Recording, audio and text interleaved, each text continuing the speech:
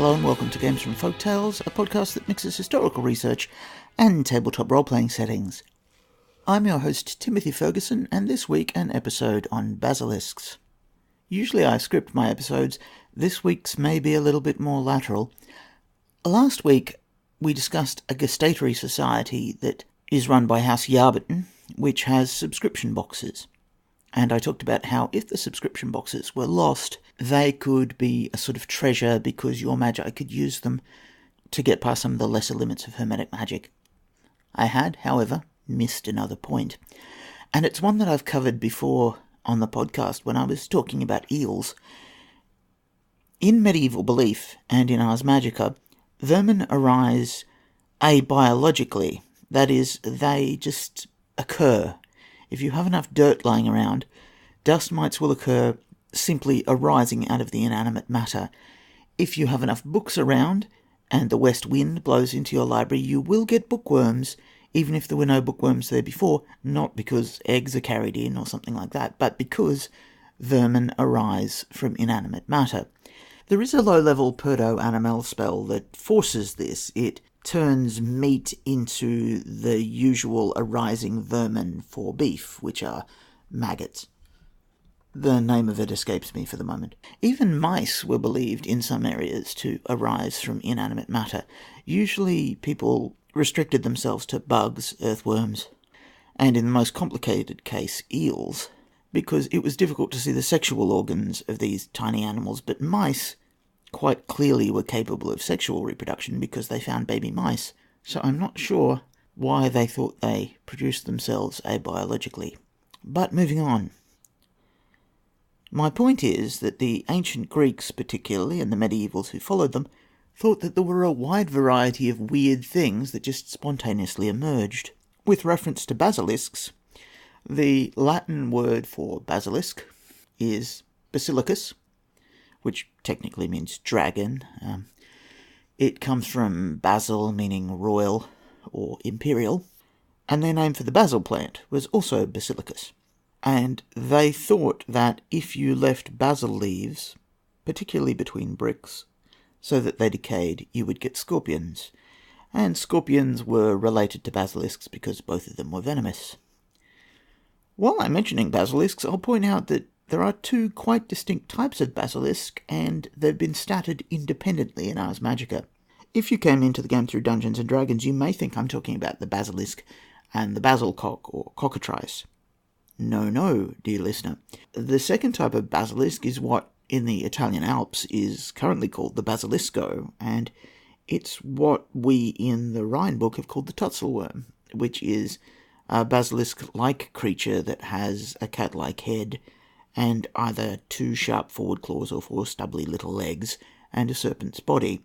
The tatzelworm, or, as I say, in the Latin-speaking parts of the Alps, the basilisco, is a basilisk. It becomes more snake-like the further south you go, and interestingly, it becomes more chicken-like the further northwest you go, so that in English you get a thing that's quite similar to the cockatrice, and is called a basilisk, and an origin story that involves eggs put in dung heaps. Most disconcerting for a monster-hunting flambeau to go in looking for the sort of basilisk that turns you into stone by staring at you from southern Italy, and instead to face the quieter, sneakier, and physically more imposing tutselworm. Because of the similarity of the name, basilisk juice, that is the juice from the basil herb, was considered to be a remedy for the venom of the basilisk, the little regal dragon, which may be a folkloristic version of a cobra, in which case it's an animal of virtue.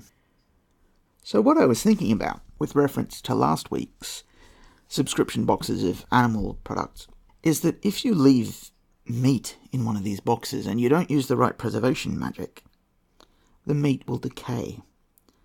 And who knows what will come out of it.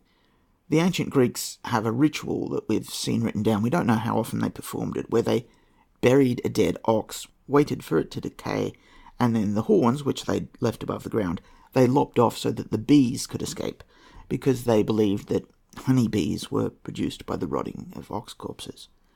So say you've been sent a chunk of elephant meat, or even an elephant bone, and it decays. What comes out of that? If you kill a dragon, and unlike my characters who seem to strip the dragon for parts, you go, well, its blood's poisonous, so we're not going near that, we'll just leave it there.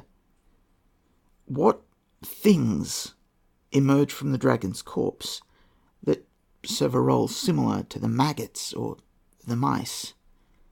Particularly if it's a fairy, there are a lot of fairy stories that say mosquitoes arose spontaneously from the ashes of a cremated giant.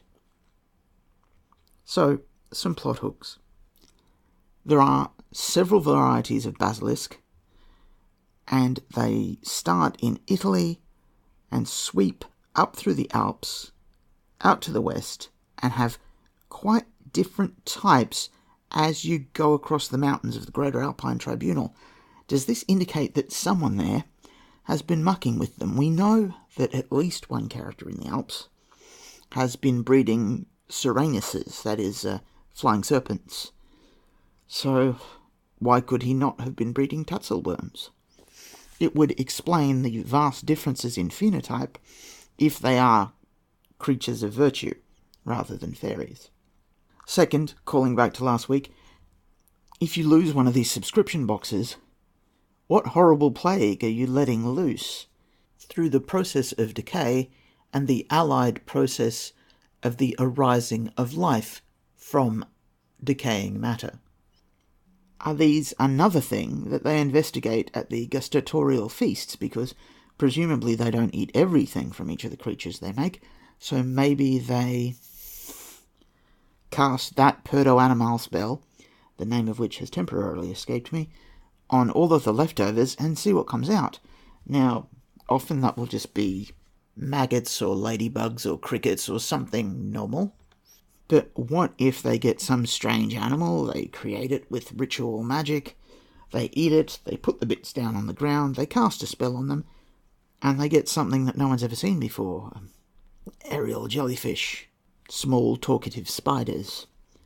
Is there somewhere in the order a list of what happens when you cause meat to decay and which creatures you get, and could one of these creatures be something that your character really wants because you have a strange magical specialization, and this thing that's been described is the perfect familiar for you? And would that mean that you now have to hunt down how to make whatever bizarre creature is the meat from which your preferred familiar species emerges? Are there species of animals that are found in the order of Hermes that are not found anywhere else in Europe, not because of creation botches, as we've used previously, but because someone has naturally caused the animal to emerge by forcing the decay of meat? And once the animal has emerged, what happens? Can it be competitively bred? Are there Tatzelworm shows in the same way that in the real world we have cat shows? Honestly, if anyone's breeding Tatzelworms, it'll be House Yarburton. Anyone who says, who in the order of Hermes would create a cat dragon and doesn't immediately think, oh, that's the black lineage of House Yarburton, needs to more strongly consider what House Yarburton's cats have been getting up to ever since the Mercurian period of magic. So Basil of Virtue repels snakes, repels and creates scorpions, and can cure poisons. That sounds like a powerful Creo-Viz source. The one complicating factor is that it may actually be a sort of low-level miracle caused by a divine herb. Basil, the king of herbs, is thought by some to have grown on the crucifix. Nonetheless, if a character you value has been poisoned, there are worse ideas than transforming them into a basil plant and then transforming them back. There are some plants that are immune to the poisons which would destroy human bodies, and they can purge the poison while in plant shape, but otherwise it may be that the basil naturally has curative properties due to its essential nature. But the idea that after your characters fight a basilisk, you may heal all of your grogs by transforming the turb into an orchard for a season is an unusual one, and your saga may vary.